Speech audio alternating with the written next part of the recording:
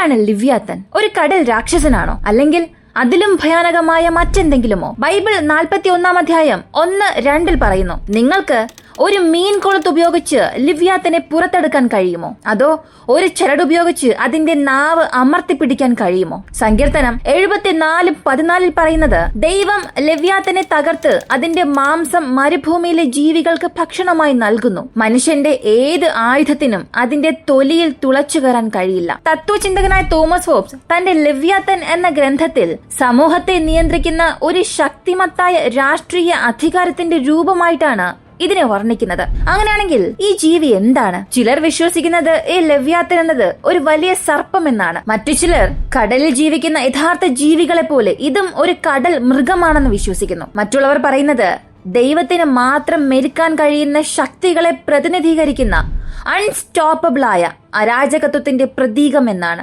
അങ്ങനെയാണെങ്കിൽ ലിവ്യാത്തൻ ഇപ്പോഴും സമുദ്രത്തിന്റെ ആഴത്തിൽ ചുറ്റിത്തിരിയുന്നുണ്ടോ? നിങ്ങളുടെ അഭിപ്രായം എന്താണെന്നുള്ളത് കമന്റിൽ പറയുക. ലിവ്യാത്തനെ കുറിച്ചുള്ള ഒരു പൂർണ്ണമായ വീഡിയോ ഇന്ന് നമ്മുടെ ചാനലിൽ വരും, മറക്കാതെ കാണുക.